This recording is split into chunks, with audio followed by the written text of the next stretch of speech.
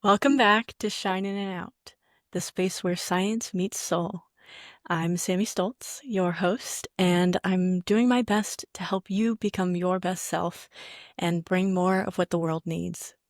Today's episode is for anyone standing in that mysterious, often uncomfortable gap between the life you've outgrown and the one you're meant to lead.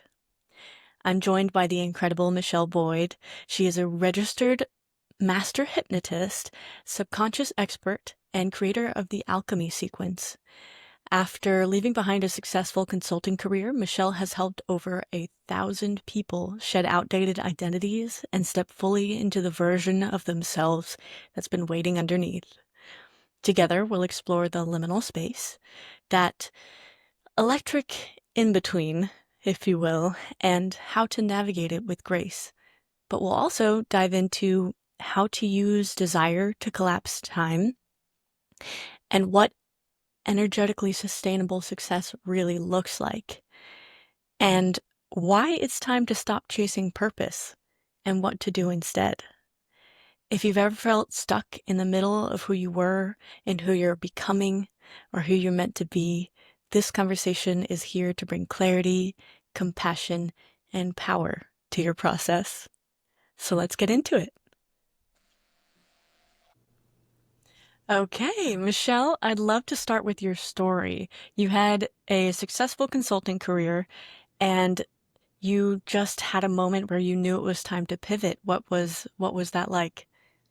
Yeah, so this is, if we kind of have to rewind back almost 8 years ago, I was in my Okay. consulting career. And what I used to do for context was I'd work with C-suite, with, leaders in organizations. If this is the business strategy, what is the culture we need to drop that into to be successful?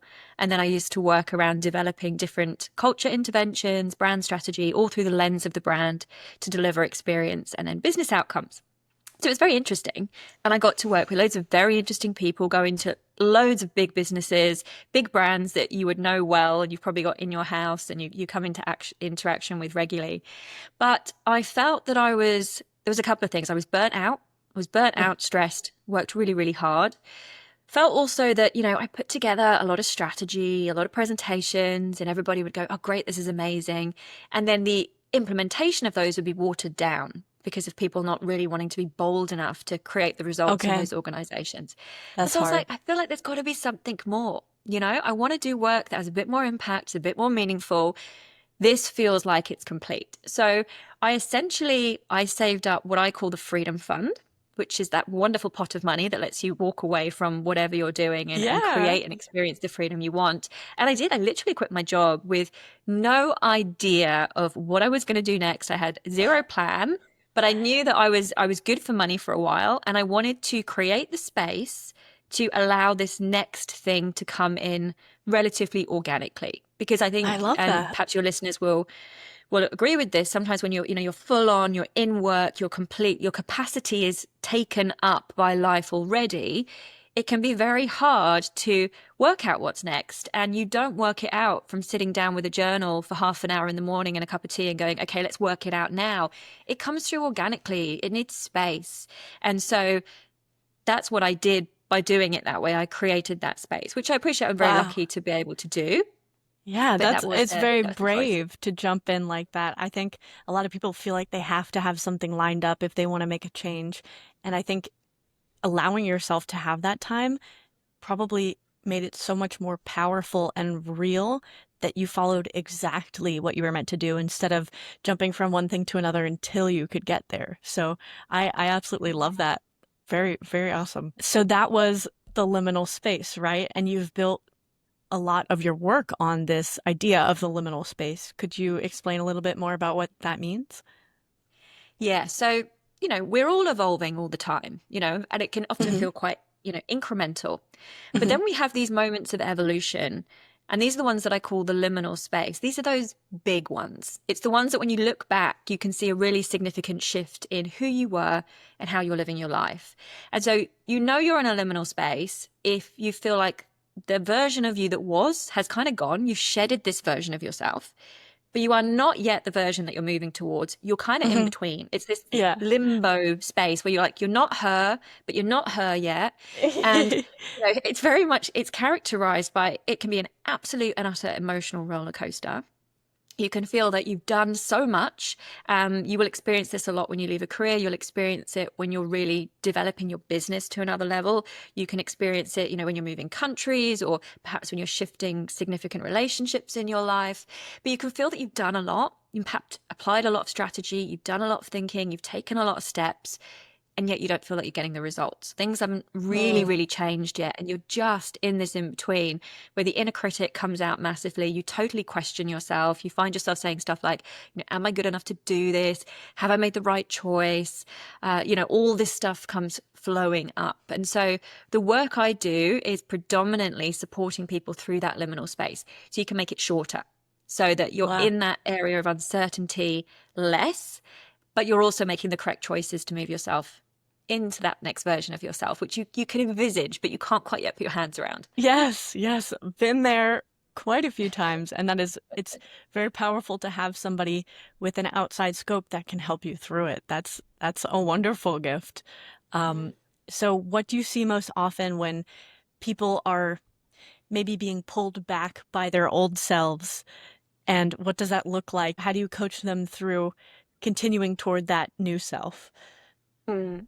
So the thing to know is that when you're in a liminal space and you're in one of these big upshifts into a new identity, what you will often observe, and this is especially the case with, high performing, very smart people, is that, they don't sit back and just kind of trust that this is all going to work out. Yeah. They're taking positive action. So they tend to be doing a lot of personal development, they're listening to podcasts, they're reading books, they're taking actions, they're trying to move things forward.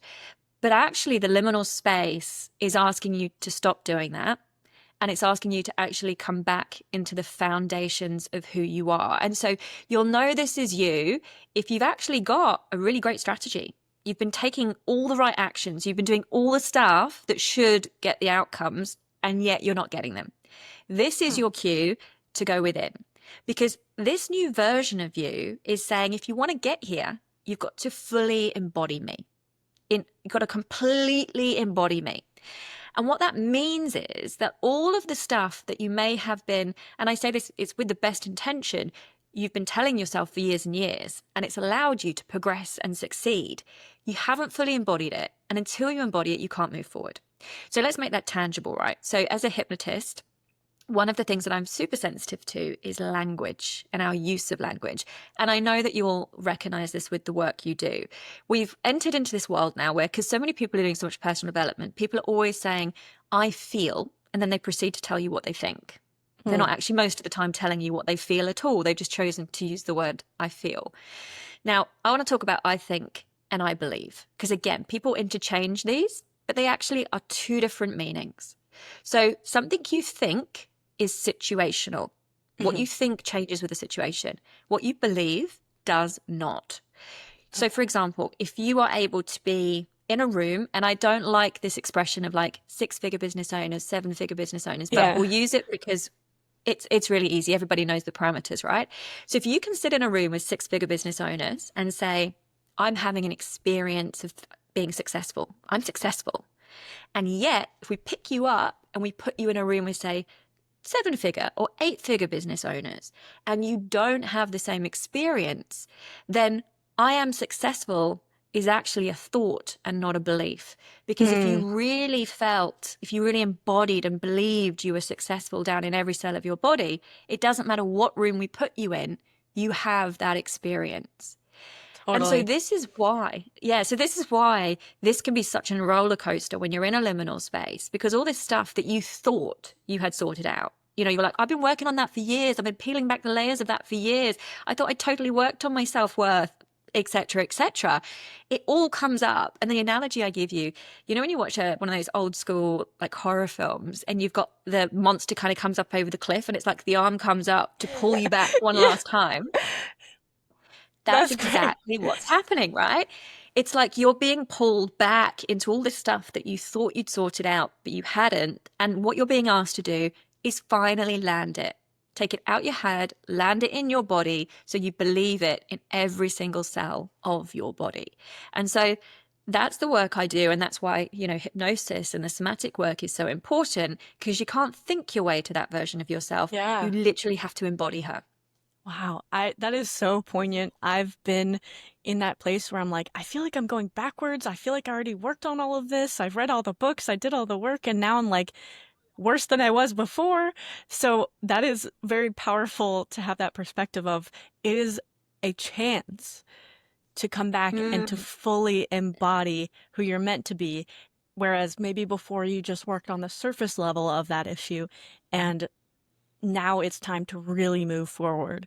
So that is amazing. And the way that you describe that is so perfect, I think, for people to understand, because I'm sure many of us have felt that way, right? You identified that there are 5 truths that people don't necessarily expect when they make a major life Mm. pivot. Could you talk about those with us? Yes, I can. So these are 5 things. Again, these are sort of realities, which if you're in the liminal space, as I talk, you'll probably be like, oh yeah, I'm noticing that. So one of them is around money. In the Mm. liminal space, all your money stuff will come up. And this can be a massive surprise to very successful people who've had great jobs. I've worked with people who have been at Google and Atlassian and, these kind of employers that you 100% you want them on your CV, right? They've earned good money, they've managed their finances well. They don't think they have any money stuff. But this new version of you, because she wants to have more impact, build more of a legacy, there is always going to be a financial impact that goes along with that. And so consequently, you're being asked to again embody another level of worth and value. And so in that process, all your money stuff will come up. So you'll suddenly start realizing that you get panicky about money. You don't feel confident perhaps charging. And maybe if you're running your own business already, you've done all these significant price hikes and you felt good and you've held them and your clients. And then you suddenly reach a point where you feel that you can't go any further. This is your money stuff totally coming up. So one of them is money. You'll notice all that stuff coming up, even if you didn't think you ever had money problems. That is That'll come so up. interesting. I've definitely had that experience. One of my first clients didn't necessarily have the means to see me regularly based on the price that I had set. Um, and I really did not want to charge her. Like, I just wanted, because I so very much just want to help, but it's also you have to make a living, and this is what I want to spend my time doing instead of spreading myself too thin. So it was very much like, I really don't want to charge you right now, but I feel like I have to, or else I'm going to do this for everyone and, not have any means to live. So that is, I mean, I'm sure that was the beginning of what is continuing to be a shifting of money perspective journey. But um, so I'd of course continue through the rest of the 5, but I'm curious how you coach people through understanding their financial worth with the time and energy that they're putting in. Yeah. So do you want me to jump to that? Because I can jump over there if you like, or I can continue with the other 4, Yeah, whatever you let's jump prefer. and then we'll go back in. No problem. So there's a couple of things that I would also mention. So if you are familiar with human design, I don't know if you're Mhm. familiar with human design. So I also work with human design and the gene keys in my business. Oh, I So read the Gene Keys, or I, did my flip through. they're so powerful. So I'm kind of going off on a tangent here, but if you're sat there going, I don't know what I'm supposed to do, like, what is my genius? What is my thing? It's actually sitting in your human design and it's sitting in your gene keys. So a lot of the work I do is helping people extract that. Now, it doesn't say you're supposed to be an architect, you're supposed to be a Yeah. coach, you're supposed to be an engineer. It doesn't talk like that. But what it does give you is your true gifts, and you'll start to notice how they play out through life and how you can pull them together into your next phase and your next option. But if you look at your human design, if you look at the heart center, the ego center, if that center is defined, then those people are genuinely better at knowing their worth, holding their worth, Hmm. asking for it. I have a defined center. The people who don't have that defined tend to struggle a little bit more with asking for what they're worth. So, but when you're with somebody who has something defined, the presence of that always also supports you through that. So, because Hmm. I'm defined, I'm actually very well situated to help people with that. But what you find is there's a whole bunch of programming that sits around, and you've identified one of them with just your story that you've shared, is that a lot of people have this story around I cannot be helping and I cannot be doing good if I'm making money. That these two things are almost an either or equation.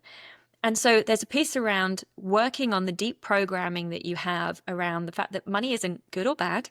It's just an energy. It's just another resource. It can't be good or bad. It's only the stories you tell about it. The fact that if you want to have greater impact, if you want to create a legacy, you have to make more money. Those two things, that's actually how they work. There always has to be money involved in some way, unless even if you're a charity, there's money involved. So it's working on that, but it's also working on one of the core programs, which is around your self-worth. It's what you actually think you deserve to receive. And that isn't just money. That's as in recognition. That's in Hmm. support, all of those aspects. And so that's one big set of programming that we actually have to look at. The other thing is people put these glass ceilings in around what they think is possible. So Yeah. if you've been in a job and you've earned X amount, you kind of feel that that's where your value equates. And you can, if you think about how your career works, every few years, maybe you get a promotion, you get a pay rise. So it's very kind of incremental. Whereas this next version that you're stepping into probably doesn't want you to do this. It might want you to do this with your income. And so you've got to come up and rise to that. And that's uncomfortable because anytime we've got a gap, then we can have an emotional charge, right? And that's when we feel all the stuff. And that's really the thing is how do we feel in a more regulated way? You have to have the energy to pass that gap. That's Yes. that's that's really cool. And so then if we move on to the other things that you will experience. So the second one is you will be way more tired than you expect. Mm. And this becomes a bit of a vicious cycle because people feel they should be doing more because they're not getting traction, but they're already very tired. And so the more they do, the more tired that they actually feel. And the reason why you feel tired, there's usually a couple of things going on. If you've walked away from a career, for example, your body, your nervous system is usually just needing some decompression time. And most people don't expect that to be as long as it is. I found I was exhausted when I walked away from my career. Why you feel so tired is there's actually a lot of work happening in your subconscious to move you up into this next version of yourself. So if you consider that this next version of yourself is wanting you to hold a higher standard. Okay, so that might be a higher standard with the way you operate with clients. It might be a higher standard around the way you use your time. It might be a higher standard in, the romantic partners that you choose, whatever it is that you feel you're moving through a liminal space with. But what you tend to find is everything is being asked for an up level because, your new version can't operate lower levels with other like with your old version of yourself. So Totally. even if you find yourself initially in the liminal thinking, oh, this is about my career, or this is about my business, or this is about romantic relationships, what you find is that you're being pulled up to a higher standard across the whole of yourself. And that higher standard needs additional capacity. And so your nervous system is getting used to kind of stretching out to a different standard and coming back to it. So there's a lot happening in your body and it makes you tired. So it could be partly, as I said before, because you've left, a big career or a big job and your body's recalibrating, but there's a constant recalibration in your nervous system as you step into this new version. So I say that if you're tired, if you feel like you really are tired as you go through this, and this is what I hear from a lot of, people that come and work with me, they're like, I am so tired and I feel like I have been doing so much and I'm still not getting anywhere and I'm knackered. This is what's happening. So we've got money, we've got your nervous system. The next thing that's going to happen is that you might find that you don't know what you want anymore. So you thought you knew what you wanted. And then all of a sudden you find yourself questioning, is this what I really want? And very often a part of that is your desire has not been big enough and bold enough. And so because you created that desire from this kind of interim period, right? So it might have started off in one version from the person you were, and then you're now in this in between, and it's calibrated a bit to her, but you're really looking forward to this other version of yourself. And she's basically going, is this big enough? Is it big enough? Is it bold enough? Is this what you're really here to do? Have you asked for enough? And as you start to upgrade all of that worth programming around what you're worth and what you deserve, what's possible from a desire perspective is also going to increase. So again, if you find yourself in this space and you're like, I thought I was really clear on what I wanted, I've embarked on it and I've been working towards it, and yet I'm not sure it is what I want anymore. Again, it's perfectly normal, because all of that stuff is shifting and changing as well. Wow, you reached out to me at the perfect time, it seems, because all of this is very much resonating. Okay, so that was number 3, right? Yep. So then the next one is the inner critic becomes really loud. And again, can be very surprising for people who've always been very successful. So, if you've gone through university and you did really well at university and you're used to doing good work, you've had a career of whatever level and you've always done really well, and you've done well in all your reviews and everything, you've done really well. You're used to being, a lot of people I work with are very, very, very smart people. They're used to almost being the golden child at work or the high performer. But in this new space, all of the inner critic comes up. It's like imposter syndrome dialed right up. The can I do it? Am I good enough? All of that stuff becomes really, really big. And again, it's because you're being asked to step into this new standard, this new level of capacity. You're being asked to dig a little bit deeper. And in the liminal gap, unfortunately, you often don't have the external evidence that you're doing a good job yet. So you've been doing a lot of the building, the creating, the setting up, and you don't have the 3D evidence. It's almost ends up feeling a bit like, that expression of like if a tree falls in the woods and no Yes. one heard it, did a tree fall? It's a bit like that, because you can be doing all of this stuff behind the scenes, but no one else is really aware of it. Nothing is yet materializing. So it's like, is it even working? Am I even achieving anything? And so again, when you're feeling these things, I encourage you, do not give up. You're coming so close to the things coming into fruition, but you need to start finding other ways to find external evidence for the fact that you haven't yet created everything that you're wanting to create. But so that comes up. That is like really, really big. And the final one is the emotional roller coaster. People they just don't expect the emotional roller coaster.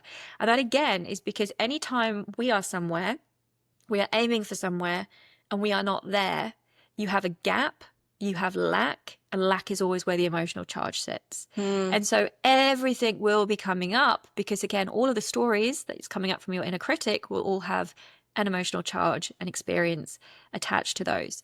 So the 5 things that you feel is your money stuff comes up, you're more tired than you expect to be, you're not sure you wanted what you thought you wanted, and then your inner critic is screaming at you, and then you're on this emotional roller coaster, which you can see when all of those things come together, that you can really start to doubt yourself. It can be really tiring. Yes.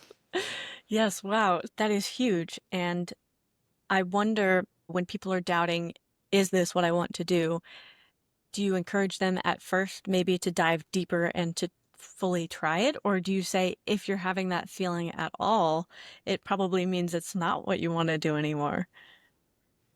So the first thing I would say is that it doesn't always have to be black and white. So you will always learn through doing. You will always learn from putting yourself in certain scenarios.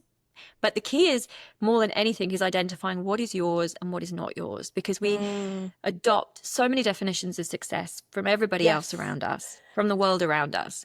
And a lot of the time what happens as well is that you're on this kind of roadmap of success. And what tends to happen is often in your mid-30s, particularly, it's like you've ticked all the boxes. You've got the career, you've maybe bought the house, you've got the partner, you may or may not have had kids, but you've got all these things. And then you sit back and then you go, oh, I don't feel like I thought I was going to feel. And that's where that complacency comes in, and you start thinking, okay, I really, really want more. But too many people downplay their desire. So desire is the starting point for all of this. So this is where you have to tune out the noise. You have to tune out the noise of people who say, it's not about what you want to do. It's about, what the market wants, for Security. example. Yep. Or, that's not a practical route. I had a woman come on my podcast a few years ago, and really interestingly, she did my job in the consultancy. I Yeah. took her job, and she went off to become an artist. And she's a painter, and she makes more money now. She's based in Melbourne in Australia. She's absolutely fabulous. But she makes more money as a painter than she ever did as a consultant. That's But there's so amazing. much stuff out there, yeah, that will say, though, you can't, an artist is not a route that you can go up. It's simply not true. Your desire is really, really important. And there's a few things here why I want you to understand how important this is, and not so that your listeners don't just go, okay, that's really nice, but. Yeah. So the first one is, and I'm going to map this back for you, is I feel really strongly that we need to stop seeking purpose.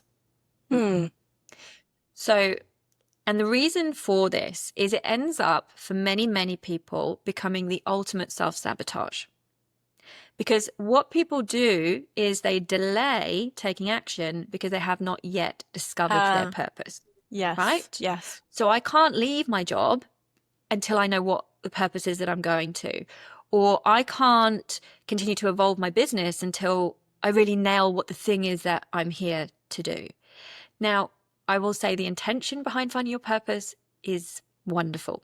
So there's no criticism here of the intention.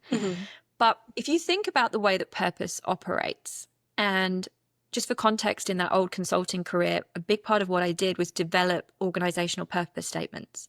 So I've helped create purpose statements for some big brands around the world, and then how you activate them in the business. So I'm well versed in purpose as a concept, right? So purpose for an organization is why you exist. And then fundamentally, it has two really big roles in an organization. So one of them is from a decision-making and a product service line perspective. You as a business shouldn't be incorporating anything if it doesn't ultimately head you towards the purpose, right? So it almost becomes this umbrella. Is this for us? Is this not for us? And then from a people perspective, when people are kind of down in the minutiae of doing the job, it connects to your heart, it pulls you up, and it's like, there's a bigger reason for why I'm here, even if my day-to-day is actually not that exciting or not that enjoyable at the moment. So like, that's in a business. But we are not, even though we feel like we're our businesses, as individuals, we are not businesses, and we do not need a reason to exist. And so whereas a business wants a purpose statement, which is, short and concise, we cannot be distilled down in that. So my advice would be, put purpose down. This doesn't mean you're not seeking meaningful work, but put purpose down. And instead, focus on your potential. So I say potential is the gateway to your purpose. Because if you are bought into the narrative that you have a purpose, that you were put on this earth to do something, by default, you must have been given the capability and the potential to deliver the purpose, right? Otherwise, that doesn't make any sense. So therefore, if you focus on your potential, you will undoubtedly end up on course doing meaningful, purposeful work and end up where you're meant to go. And then we start to look at, okay, so then how do I really get into my potential? And this is where desire comes into play. So I want you to imagine, for example, that we've got a graph. Okay. And I know you're a scientist, so you're probably like a sort of more, I guess, semi-quantitative way to think about this. So, up here we've got our y-axis, and on here we've got energy. And on our x-axis, we have got time. So this is also relevant if you find yourself hearing people talking about, how do I collapse time? And you're like, okay, collapsing time sounds great, but like, how do I actually collapse time? Because when you listen to some stuff conceptually and you're like, I understand it. I understand the science, or I understand the thinking, but then I can't apply that in a way that I can do it for myself. Totally. Yeah. So if you're also going, if your argument all the time is I never have time, then do listen into this bit. So we've got our graph, our chart. Imagine we've got 4 quadrants. So down in this corner where we've got low time and low energy, this is the stuff that is unimportant. So it's the stuff we never get to. If it's on our to-do list, it just rolls over a week, month, right? So we can like totally discard that stuff. We all have that stuff. I have like pages on my website that I want to update, and I never get to it. It's unimportant in the the truth of the, the operation. Anyway, so we have that bit down there. Then if we go across on this y-axis where we have high time but low energy, this is the stuff which is our obligations. So we always make the time for it because it's got to happen, but we don't really have the energy for it because we don't love it. So it's our shoulds, our musts, our this has to happen stuff. Totally. Then above that, in this top quadrant where we've got high time and high energy, so we always make the time for it and we've always got the energy for it, these are our priorities. Okay, so this is the stuff that's most important.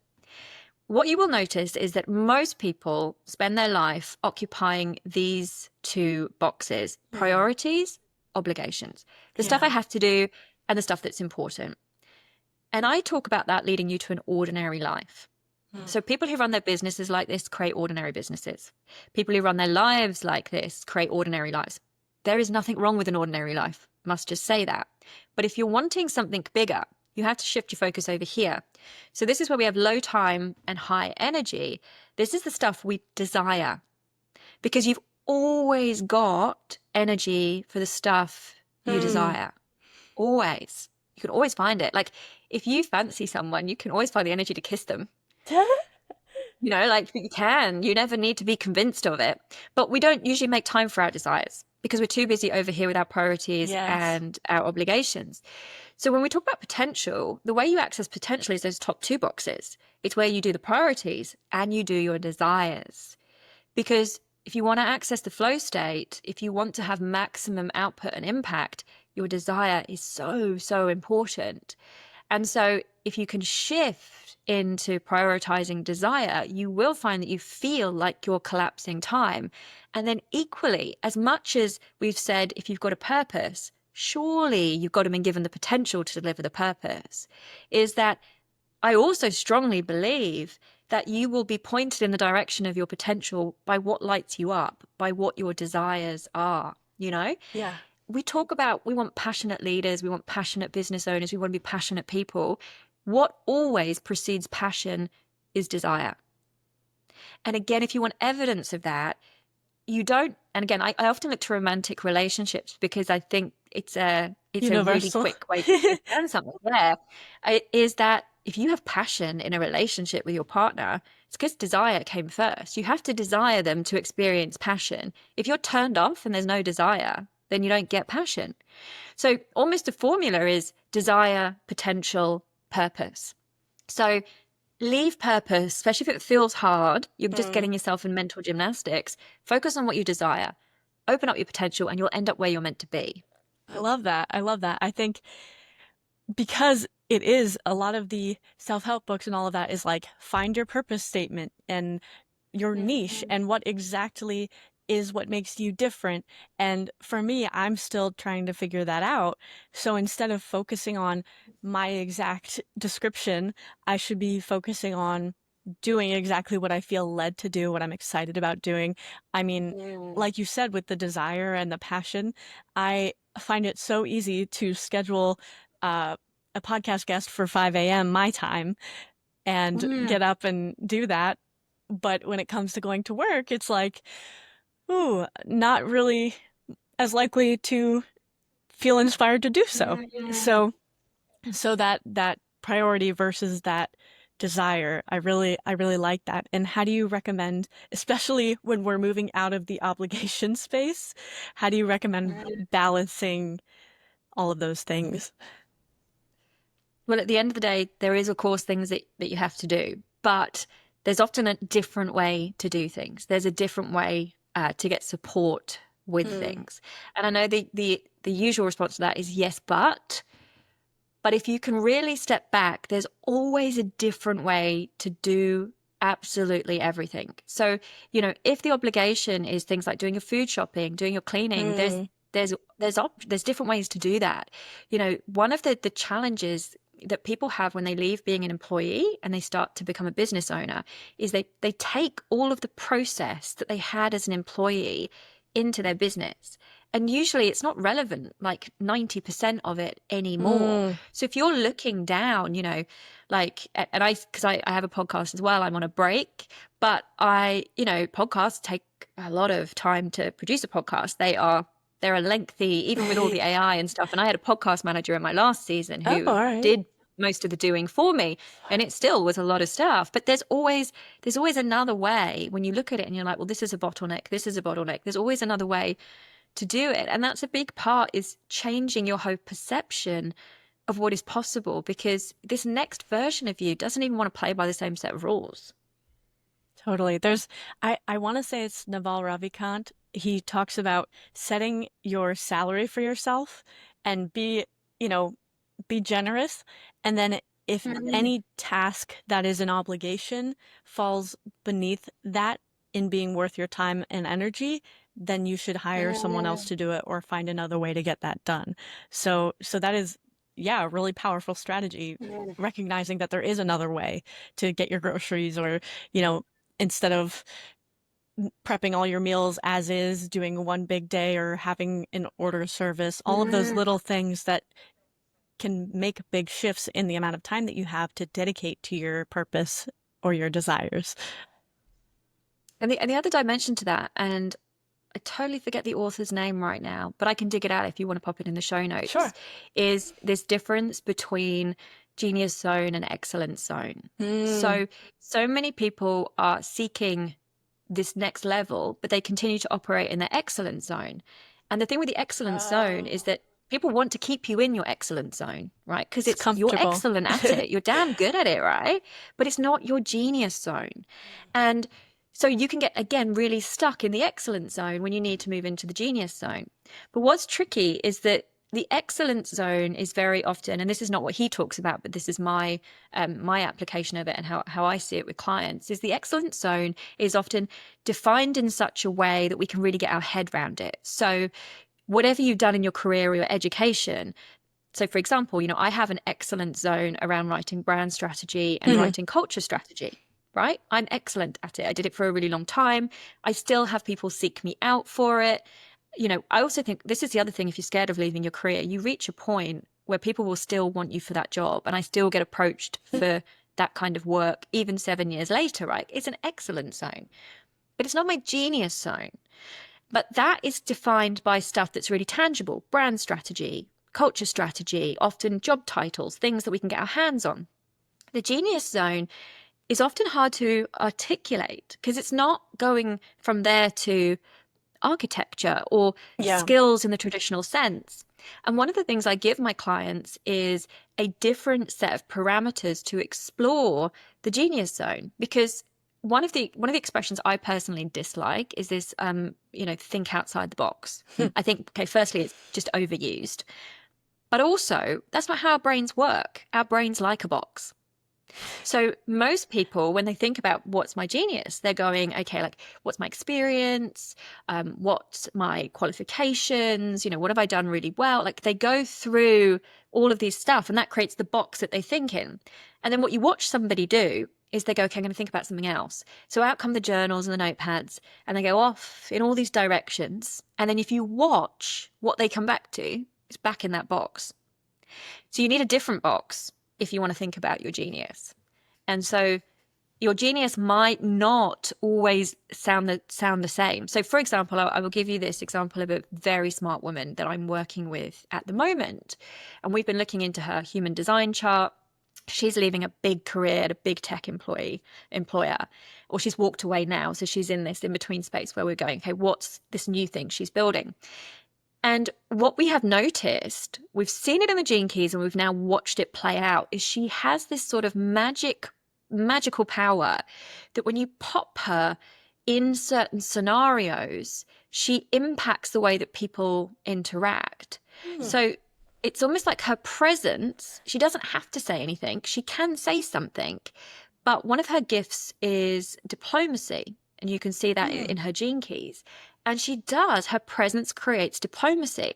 So you start to see how this could go in so many directions, but she's very powerful in any situation where there's negotiation going on. She also has very, very strong intuition. She has Hmm. Gene Key 57, which is the most intuitive of all the Gene Keys, and that's the gift.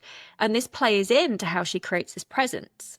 So you can see this is not a usual black and white quantitative way of talking about what you bring. Yeah. But my God, when we place her into certain environments, it could be something like we watch it play out if she's in a cafe, and someone is perhaps talking about why they didn't get the coffee they wanted.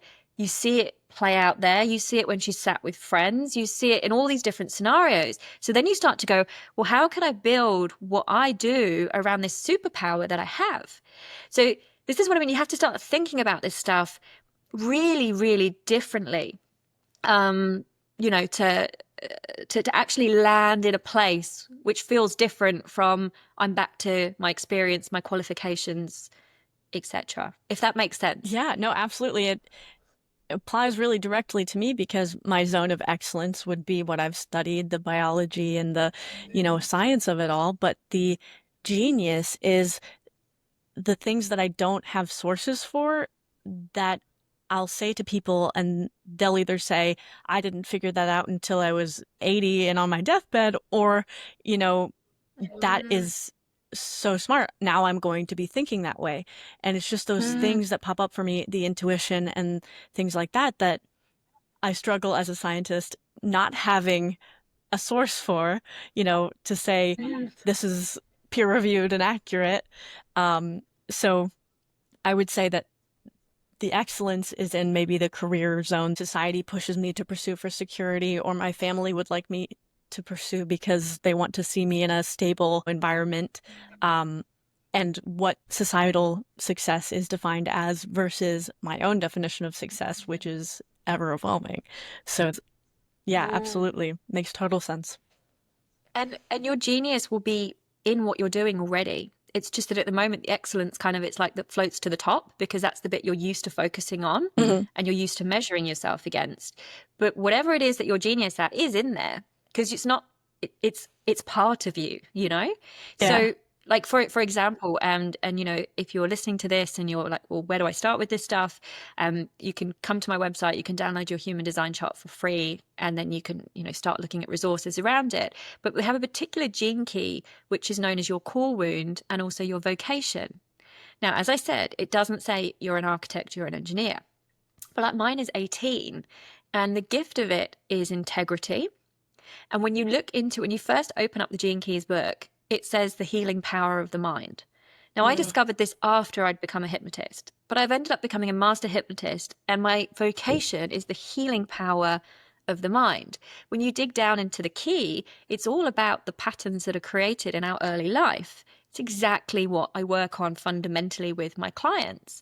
And then when you look at the gift, which is integrity. So integrity is not about, am I a good person? If you think of it in terms of engineering, if a bridge has integrity, it's strong. It's actually about strength and it's about wholeness. And so one of my superpowers is that I literally can see when people are in and out of integrity between what they say and what their body's saying, between their head, between their subconscious. I've done that actually my whole career. So I was very much the consultant who would sit there with a client and say, well, you've just told me that you want to achieve that, and yet you guys are doing this. And these two things do not fit together. I've always called people out on that.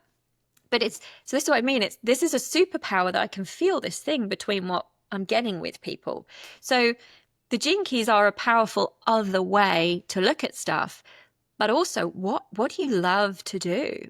Like what is it that you love to do? And realizing that you can also be paid to do a lot of things that people have told you previously that you can't be paid to do. Totally. And the more people I expose myself to, the more I see that there are careers that people have made that I've never even thought or heard of. A book that you might like, if you haven't read it already, it's called The Way of Integrity by Martha Beck. And she paints it as a Oh, I haven't lifestyle. actually. Yeah, I'll send it to you. She paints it as a lifestyle of like having everything in your life in integrity, that you're saying what you're doing and you're doing what you're saying, and what you believe and how you portray yourself, and that it's difficult but it's freeing. And I think that would coincide very well with what you teach there. And one of the things that you talk about that I aspire to is that concept of energetically sustainable success. So what does that look like? How do you teach that? Especially to the overachievers that are not used to focusing on sustaining energy. Well, they are the people that need it the Yeah. most. And what you will find when people want to often leave a career and they want to start a business is there ends up, and everybody has a slight different mix, but broadly speaking, it starts off very often with people going, I'm burnt out Mm. and I'm tired and I'm stressed.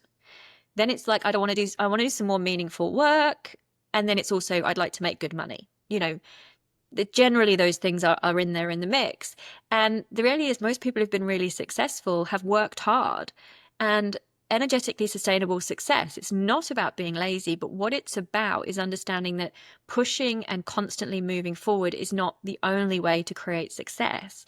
We are all designed with different energy profiles. So again, I use human design for this because if you look at your type and you look at your motors, so we've got 5 types in human design, different auras, different way we interact with universe, God, source, whatever the word is that feels comfortable to you.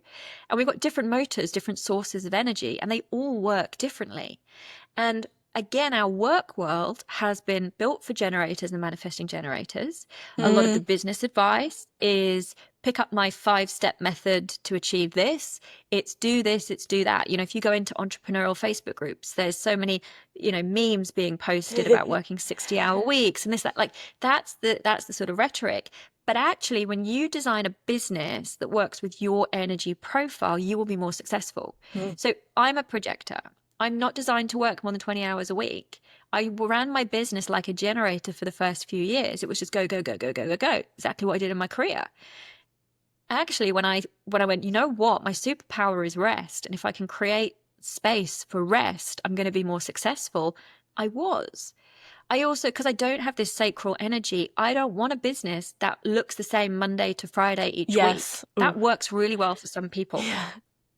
Not for me. Not myself I either. actually have quite a lot of energy. It's not what I want. So my programs, my ways of operating is to allow me to scale up when my ego is on, which does allow me to do stuff last minute with my route, which is defined. But I'm emotional. I'm a solar plexus. So I have this emotional wave, and anyone who has an emotional wave will know that when you're on the top, I am Wonder Woman. You would look at me and Yes. you would be like, oh my God. Are you emotional as well? Oh, very. Yeah. Oh, you are, yeah. And then when I'm on the bottom of the wave, it's like I have nothing. So if you have a defined solar plexus, your business has to have spaciousness for you to be allowed to make the most of the top of the wave. And when the wave drops, step back. You're doing nobody a service if you are sat with a client when you are on the bottom of your wave. You're not giving them the best. So you can actually, when you start to understand the different energy that different people have, and you choose to build an individualized business model and not just pick up one that you can see works, because it works for that person because of their energy. And that's the other reason. You'll often pick up someone else's business model, you do all the things, and then you go, why is it not working for me? Because it's not correct for you.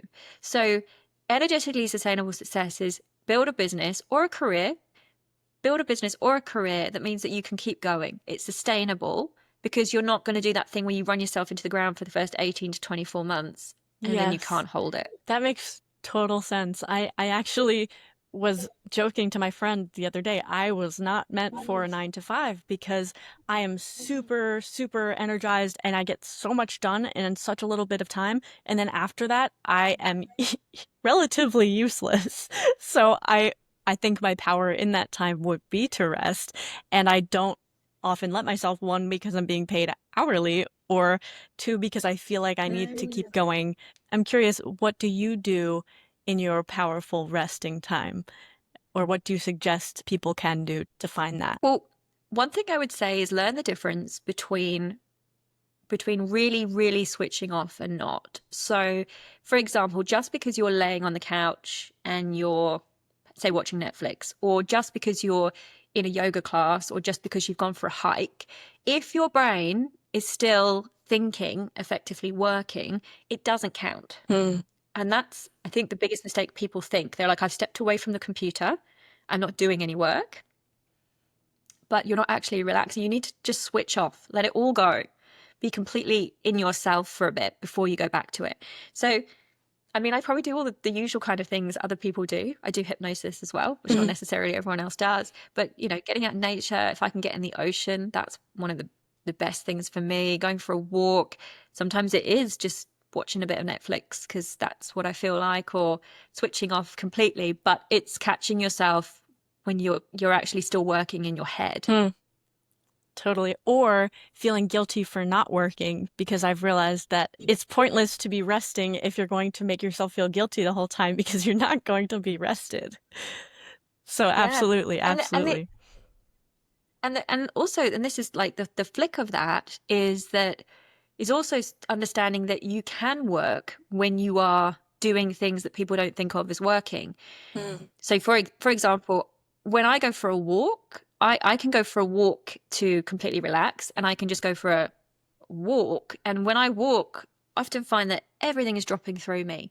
Everything I want to stick in an email, things that I want to put into hypnosis tracks, everything is dropping through me. I'm not sat at a computer, and I do my best work when I'm not sat at a computer. It's like I feel like suddenly everything opens up, everything comes through. Totally. So again, it's like work doesn't have to look like how you want it to work. So often, even if I've got lots of work, I'll just go off and do what I want during the day. And then I have like a Telegram group with just me in, and I just voice message myself Yes. anything that comes through in the moment. So I don't miss it because it's coming through in really weird moments when I couldn't Yeah. possibly stop and type, or I haven't got a computer. And then it's all there. And it's like, it's so much more effective than me sitting at my computer and And trying to trying to work out force what do it. I want to send to my email Yeah. list. Totally. I actually have the same thing. I will go for a hike and just leave my voice memos on and stuff will come up and I'll be trying earlier that day trying to force myself to come up with something and then everything comes through and then I just make my content based off of what came through and it's more natural and it's more likely what the world needs to hear because you weren't trying to force it through, it came through for you. So that is another, way to reframe.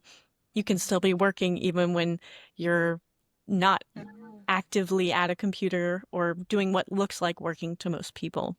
I really like that. So, for anyone listening who feels caught in the in between, no longer who they were, not quite who they want to be or that they feel they're becoming, what is one overarching message that you would want to leave them with?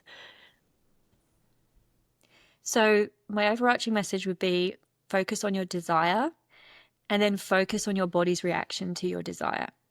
And this is a big bit of the work I do because if you don't have the desire, and especially if you're doing all the outward strategies, it is because there is a part of your body that is not on board with the desire. Hmm.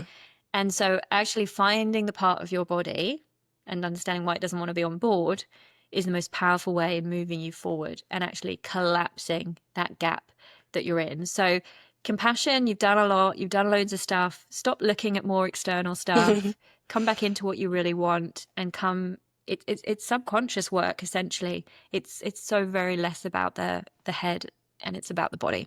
Totally. And for those people that don't necessarily feel they have the means to, they know that they're done with what they're doing and they want to move forward, but they don't feel like they can just jump and quit because it would almost be more pressure maybe in the meantime to feel like they had to figure something out. What would you suggest a more gentle approach to maybe over time reaching that point where you can be more self-sufficient? So I would definitely do the self-exploration stuff on the side. What do I want? Trying to unpick what my genius is. But the other piece that I would advise is if you're not familiar with your human design, use your strategy and your authority because your strategy is essentially the way the universe, God, source communicates with you, and it's how your aura brings things Hmm. into your field. And then your authority is how you decide this is correct for me and this is not correct for me. So again, it's a really great way to get on the correct path for you because if you start to notice what your strategy is bringing in the way it does, and then you use your authority, which is basically deciding from your body and not your head, then you're by default going to start to get on the right path. And so the right conversations, the right people, the right circumstances are going to start to unfold. And then what you're able to do is, of course, that will all start to build up a picture and you'll start moving forward. So that is the completely free, easy to do thing that I would say to focus on. Yeah, absolutely. I love that. I have looked into the human design and the gene keys before and I remember it resonating, but having you speak about it as such a tool to understanding ourselves and to moving forward, it makes me want to go right back and dive in and all of that. So before we wrap up, can you tell listeners where to find you and what is the best place to start if they're in that liminal space right now? I know you mentioned you have a liminal archetype quiz and, of course, your podcast. I do. So if you do feel that you're in the liminal, my suggestion would be take the liminal archetype quiz, which is going to tell you your archetype and then instruct you how you can collapse that faster. So it's at michelleboyd.com/liminal archetype quiz. Unfortunately, it's a bit long, but hopefully the That's link fine. will I'll put be it in in the notes. the show Yeah. notes. Perfect. So that's a great place to start. My website is, of course, michelleboyd.com. And if you want to come follow along on Instagram, it's michelleboyd_hypnotist. Boyd has an E on the end. A lot of people Yes. spell Boyd without an E, but mine is with an E. So I just pop that. Awesome. Thank you So so you can much, find me. Michelle. I'm very excited to dive deeper and to keep in touch with you. I really appreciate your time and for sharing your genius with all of us. Thank you. My absolute pleasure. Thank you so much for having me. All right. Have a great rest of your day. Thank you so much for joining this soul expanding conversation. If you're listening and felt seen or supported by this episode, be sure to explore some more of Michelle's work at michelleboyd.com or connect with her directly at michelle@michelleboyd.com. You can also take her liminal archetype quiz. It's a powerful tool to understand how you uniquely move through this transformation time. And the link will be in the show notes for all of these. And if you want to learn more from her, you can also definitely check out her amazing podcast. It's called Life by Your Design, and it's available wherever you listen. Thank you so much for joining us today. This is Shine In and Out, the space where science meets soul. I'm Sammy Stoltz, and until next time, keep shining.